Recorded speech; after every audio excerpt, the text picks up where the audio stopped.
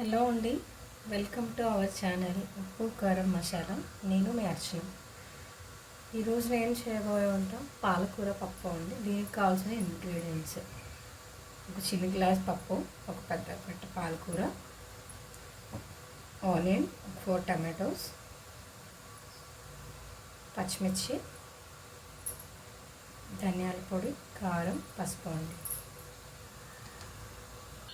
పాలకూరలో ఇలా కాడలన్నీ తీసేసి క్లీన్ చేసి పెట్టుకోవాలండి. దీన్ని బాగా చిన్నగా కట్ చేసి కడిగేసుకున్న తర్వాత హాట్ వాటర్లో వేయాలి. బాగా కడిగి పెట్టుకున్న పాలకూరని మరిగించిన నీటిలో వేసుకోవాలండి.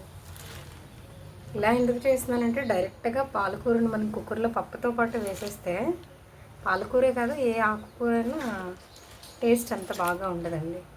ఒకవేళ మీరు కుక్కర్లో వేసుకోవాలి అనుకుంటే పప్పు వేయడానికన్నా ముందే 1 టేబుల్ స్పూన్ ఆయిల్ వేసి పాలకూరని అయినా ఆకుకూర ఏ ఆకుకూరైనా 2 నిమిషాలు వేయించుకొని పచ్చివాసన పోయిన తర్వాత పప్పు అవన్నీ వేసి కుక్కర్ మూత పెట్టుకోండి.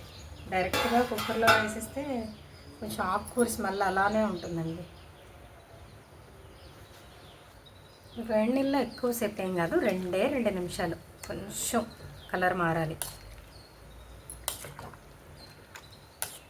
ఎందుకంటే చిన్నపిల్లలు అసలు ఆకులుగా తగులుతుంటే అస్సలు తినరండి. మా పిల్లలు అస్సలు తినట్లేదు. ఏ ఆకుకూరైనా కొంచెం ఇలా ఉడికించి మిక్సీ పట్టి పప్పులో మిక్స్ చేస్తుంటే టేస్ట్ బాగుంటుంది. పిల్లలు కూడా బాగా ఇష్టంగా తింటున్నారండి. ఒకసారి మీరు కూడా ట్రై చేయండి ఎప్పుడైనా. ఇది ఒక 2 నిమిషాల తర్వాత పాలకూర కలర్కి వస్తుందండి. లైట్గా కలర్ చేంజ్ అవుతుంది అంతే. పాలకూర కొంచెం కలర్ మారగానే వేడి నీటిలో నుంచి డ్రైన్ చేసేసుకోవాలండి. కన్నల గిన్నెలో వేసుకోవాలి. ఇది చల్లారేలోపు మనం పప్పు కుక్కర్లో వేసుకుందామండి. పప్పు కుక్కర్లో వేస్తున్నానండి. పప్పు కట్ చేసుకున్న ఆనియన్స్, టమాటోస్. పప్పు ఉడికించేటప్పుడు కరివేపాకు వేసుకుంటే ఫ్లేవర్ చాలా బాగుంటుందండి.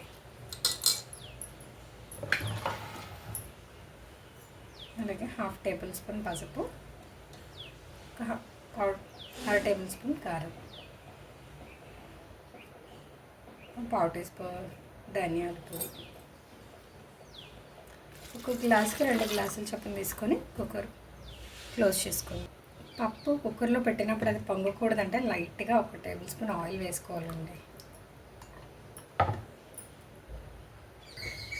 పప్పు ఉడికేలోపు పాలకూరని మిక్సీ జార్లో వేసుకుందామండి.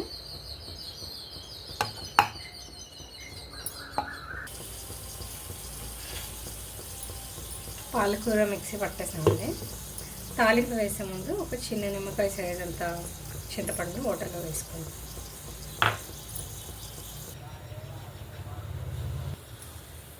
స్టవ్ మీద పాన్ పెట్టుకొని 3 టేబుల్ స్పూన్ల ఆయిల్ వేసుకుందామండి.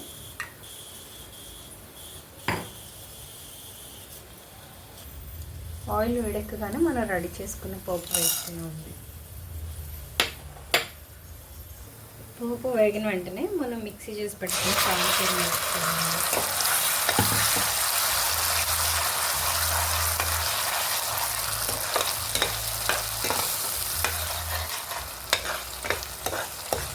పచ్చివాసన పోయే వరకు వేయించుకోవాలి.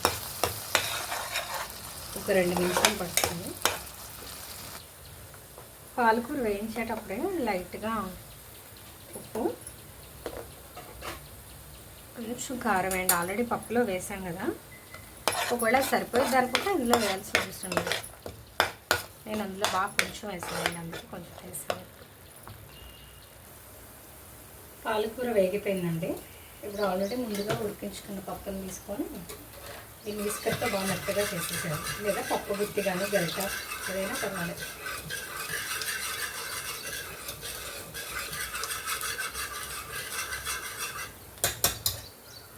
ఇలా మెత్తగా చూడండి, ఇసుకతో మొత్తం మెత్తగా చేసేసాను. ఇలా చేసిన పప్పుని పాలకూరలో వేసాను.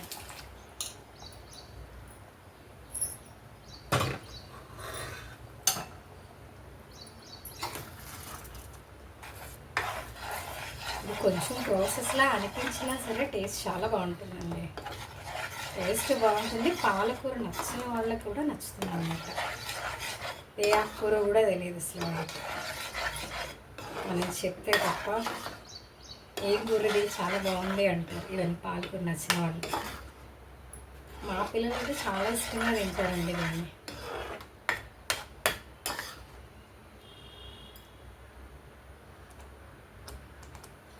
ఇలా పప్పు వేసిన వెంటనే మళ్ళీ చింతపండు తీసుకున్నానండి.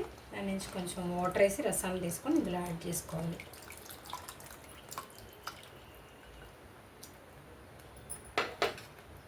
ఈ స్టేజ్లోనే కొంచెం ఉప్పు అవన్నీ చూసుకొని యాడ్ చేసుకొని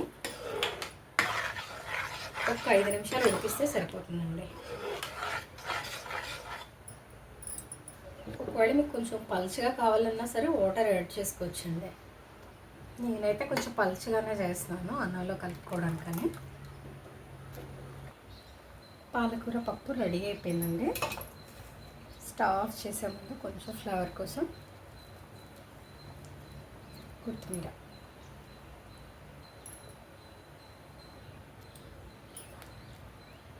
టేస్టీ టేస్టీ పాలకూర పప్పు రెడీ అండి. చల్లారాక కొంచెం గట్టిపడుతుంది కానీ మరీ ఏం కాదు, ఎందుకంటే కొంచెం పలుచగానే వేసాను కదా.